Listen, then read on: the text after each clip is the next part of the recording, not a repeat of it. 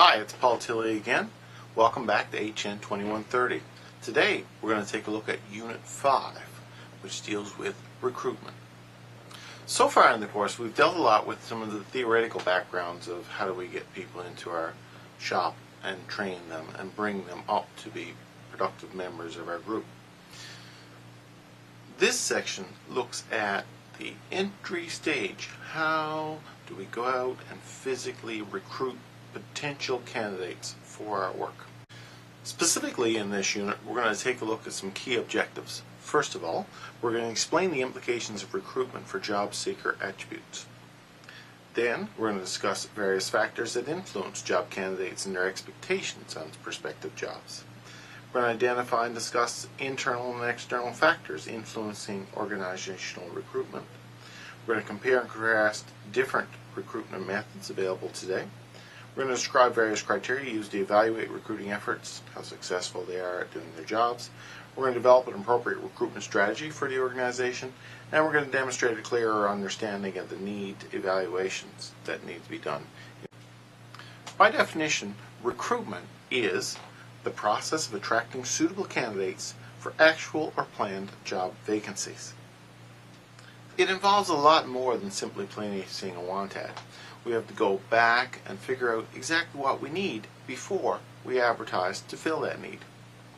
So overall organizational success is really influenced by how well we do that and how well we recruit. Over the last number of years, the effort and the interest in recruitment has gone up quite a bit. Why? Well, for a number of very good reasons. First of all, it's a very expensive process. Hiring people takes a lot of time, a lot of energy. It requires a very in-depth knowledge of the rules of what we can and can't do when we hire. And it also involves being able to affect people's lives. Do people warrant the job? What happens if they don't get it? What if we don't hire the right person? So recruitment is very important to organizations. Secondly, human rights laws have changed over the last number of years, and we need to be sure what we're doing. So professional recruiting has become even more important for organizations. Third, dismissing wrongfully employed people or people who were said, well, yeah, let's give them a chance, but getting rid of them if they don't work, that gets very expensive. And also, we live in an age where there are shortages in certain key skills, and we could end up thinking that there's lots of people out there for this job when actually there are very few, and it's very difficult to replace the job. So we really need to be on top of recruiting so that we can kind of stay off any of those problems that may emerge. Recruitment involves building an applicant pool. An applicant pool are all the potential people out there who could potentially fill this position. Not saying it's the best ones, not saying they're the worst ones, but we're looking for a pool, first of all. So in order to be able to increase our chances of getting the right person, the bigger the pool or the bigger the number of applicants that apply for a position, the better off we as recruiters will be. So recruitment needs to generate a lot of potential applicants. And how do we do that? Well, that's really the million-dollar question. We need to be able to ensure that we get people aware, that we can attract people because people want to work for us, and because, well, it helps us fulfill our mandate. When we get an applicant pool that's fairly large, we have to narrow it down. So the recruiting process involves determining who's a better candidate than someone else. And when that determination is made, it has to be made in such a way that it doesn't offend any human rights laws. This little graphic that I have here is a good demonstration of all of the influences on the recruitment process. If you take a look at the top left, you'll see that there are many external factors that influence our ability to recruit qualified people. The labor market is going to play a big role. Do we have a lot of qualified people? Do we have very few qualified people? Are people easy to obtain, difficult to attain? That's going to make a big difference to our ability to recruit. The economic climate is going to have a considerable impact. If there are many people working already and the economy is doing very well, it makes it very difficult to attract other people because there's not a lot of people who are not working. So again, the economy is going to have a big impact. Sometimes downturns are great for businesses because a downturn means there's a larger available pool of people to recruit from. this increases their ability to do a good job at what they plan to do. Laws and regulations come into play too. Human rights legislation, equal rights legislation, labor legislation, all of these pieces of legislation affect who we hire, how we hire them, what we do in terms of once they're hired, how we handle them. All of these things impact organizations, and as a result, it can have negative consequences or positive consequences on an organization. It's very important that our recruiters and the people in the human resource department are familiar with the rules and make sure that they take all steps possible not to run afoul of them. And finally, we have competition. If there are many competitors out there who are paying higher salaries or more lucrative benefits packages, that's certainly going to reduce the size of people who want to work for us.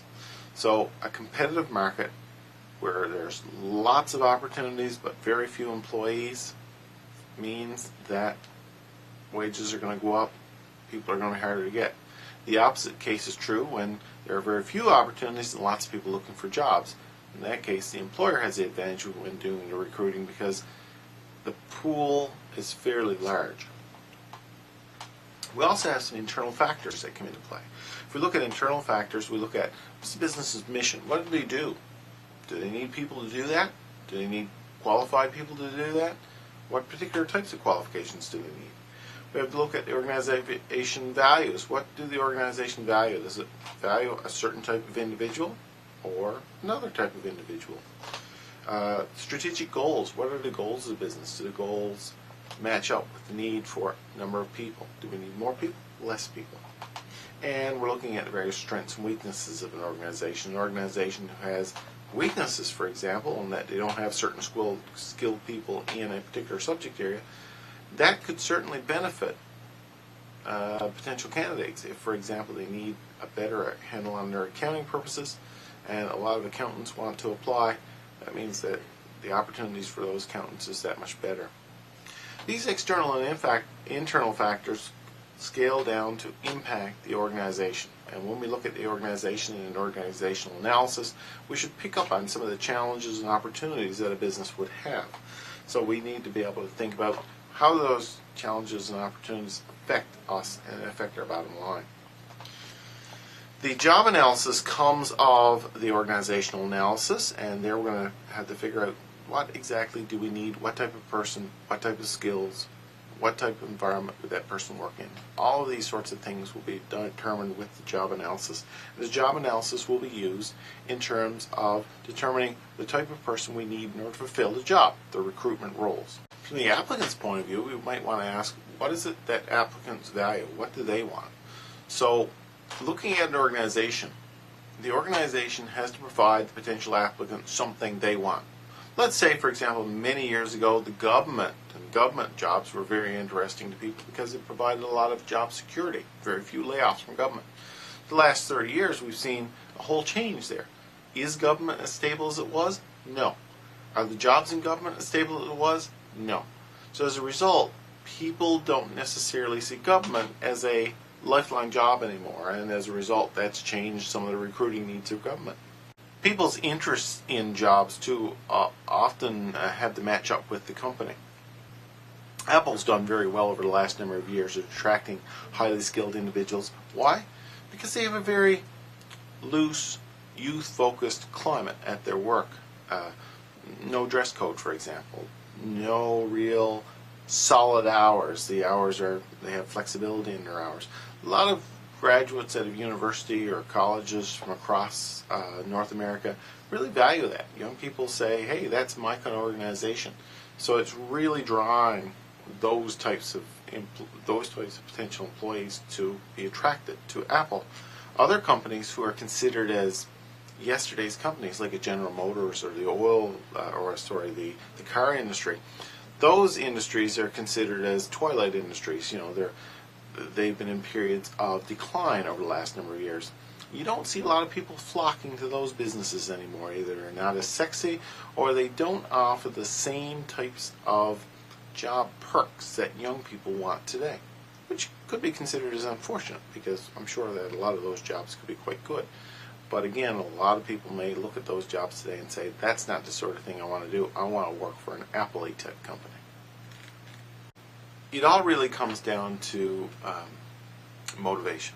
What is it that motivates someone to apply for a job at some place? What is it that demotivates them to not apply someplace? So one of the things that we're looking at in this unit and in this chapter that you're dealing with are some theories on motivation that help understand why people will make the decision they make in terms of either applying or not applying for a job. The first ones that are looked at are something called content theories, and these content theories focus on the actual reasons why people will or won't do things. The first and probably most famous one is Maslow's hierarchy of needs. If you look at the slide here, this triangle pyramid type explanation certainly works well for Maslow. At the base, we have our basic needs: food, water. These are all fundamental human needs. What Maslow said is, if we don't have those fundamental human needs taken care of, it's very difficult to worry about higher level needs. And as we look at the diagram, you'll see there's 5 levels of needs. There starts off with our basic needs, our physiological needs, moves up to talk about our safety. We're concerned about our safety once our physiological ones are taken care of. And then, once safety is taken care of, we're more interested in love and belonging. Once love and belonging are taken care of, we're more interested in esteem or being better than everyone else, or at least as good as everyone else. And then finally, we've got this self-actualization stage where all our needs are taken care of. So what Maslow said is, depending on where we are on that ladder or that pyramid of needs, it's going to affect how motivated we are to achieve the next level.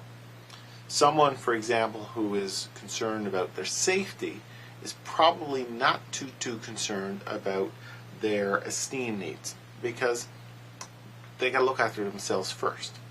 Once their safety is taken care of, then they'll start looking at, well, who do I know here? Love and belonging needs come into play. Once love and belonging needs are taken care of, then the esteem needs are taken care of. So again, Maslow focused on one level at a time. This theory is often used in business, and you'll see it replicated in many courses you'll do, including organizational behavior. We also got something called a two-factor model. And a two-factor model looked at really internal hygiene factors and external motivator factors that come into play that influence our decision to do or be part of something. So for example, when we think of hygiene factors, we're thinking of things like your salary, your company policies, the relationships within the business, job security. These are things that matter to you internally. You say, you know, I feel good about those things. That's what was described as hygiene factors. We also have another set of factors which are really external to us, and they really motivate us from outside as opposed to inside. So things like senses of personal achievement, status, recognition, growth opportunities, promotion. We seek external for that. So essentially what this theory is saying is that we need these internal ones, the hygiene ones, and the external ones. And once we've met or come up with most of those are filled, we're motivated to move forward. If none of those are filled, or very few of those are filled, we're not as motivated. We also look at the need for achievement model. And what the need for achievement model looked at is says, okay, we look at ourselves personally and we say, okay, how motivated are we to achieve something? And that's really dependent on things like the situation. Do we find ourselves in a good situation to be motivated, or not such a good situation? What do we expect to get out of it? What is our behavior that comes out of that in any case? And the emotions, how are our emotions affected? We're also looking here, these are all content theories, we're also looking at process theories, and reinforcement theory is probably the most common process theory. And what reinforcement theory looked at is says we tend to do things that we get praised for, and not to do things that we don't get praised for. So this reinforcement is just we do something and it's reinforced. We get positive reinforcement, which means that we get something added to us, or negative reinforcement, which means that something gets taken away. So we'd rather not do something because we're not getting something. So in terms of the process theory, this importance of a reward is there. We are motivated to do something if there is a reward, something at the end for us, and that will drive us, the what's in it for me thing. We're also looking at another theory called expectancy theory. And expectancy theory is very much a mind-based theory, and it really says, it asks the fundamental question, what do you expect to get out of this if you do it? And how much do you value it in terms of the expectation? So if I have very little expectation of getting anything out of this, there's nothing in it for me, and I don't value it heavily, expectancy theory says I'm not very motivated to do it. If, however, there is something that I expect to do very well out of, and I feel that it will benefit me in the long run, there's some goal at the end, such as making these videos, showing that I feel that they'll benefit students, so as a result, expectancy theory says I am strongly motivated to do that because I expect some positive feedback. Will I get it? I don't know. And we also have here a little discussion too on something called equity theory. And equity theory has yourself comparing your rewards to other people's rewards. So let's say you work really hard and you get a reward. You get a $100 reward. The guy next to you works just as hard and he or she gets a $400 reward. And you're thinking to yourself, well, I got $100. That person got $400. Why? We did exactly the same amount. So equity theory says people are motivated if they feel that there's equity in their jobs, meaning they get rewarded for the value of what they do. The last part of this unit focuses on a very practical consideration, that is, how do we get the message out in order to recruit people? That's very simply, how do we communicate the need? How do we communicate the need? We're looking at two basic methodologies here. Internally, meaning within our existing labor force, we want to encourage them to apply to move up because it certainly rewards them for efforts. We also may have to look externally. How do we bring people into an organization? What people would do it? So we think about internal recruitment. Things like job postings on bulletin boards and the like are examples of internal recruitment. Replacement charts. All a replacement chart is determining when people are going to retire. So we look at them and we say, okay, you're going to retire in 5 years, you're going to retire in 3 years, and you're going to retire in 1 year. So that means we're going to have a position left vacant due to retirement in year 1, 3, and 5. Very simple. A replacement chart simply tracks where people are now within the organization and when they're going to need to be replaced. We're also looking at information systems. This is in a combination of tools, computerized or otherwise, that keep track of employees. What are they doing? What do they want to do? How long are they going to stay? When would they potentially leave? Nominations, which is really people suggesting other people for jobs. Periodicals and journals come in. This is magazines, advertising magazines. Radio and television. Hey, we got a job opening. Sometimes in the radio you hear of job openings come up. Public displays. So any type of public event that's going on, say, hey, we have job openings. Direct mail, sending letters out to people saying apply now. Special events such as job fairs and the like. Employee referrals, when I'm an employee and I go and say, you would be a great employee, we should hire you. Networking, sort of like a Chamber of Commerce event. You go in, you meet people, you hobnob a bit, and essentially out of that opportunities will arise.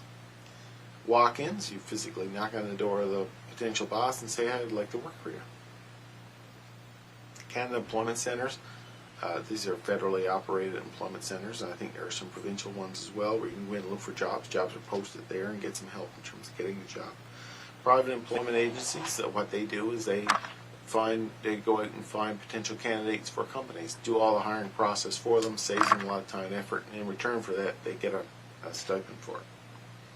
executive search firms are the same basic thing as employment agency, just tends to be for higher end jobs. So we've got all kinds of recruiting methods out there, and they have it, each one has an advantage and a disadvantage for sure, maybe several advantages and disadvantages. Take a look at those. You should be very familiar with those because those are the things that are going to be tested. Anyway, so that's Unit 5. If you got any questions, let me know. Thanks.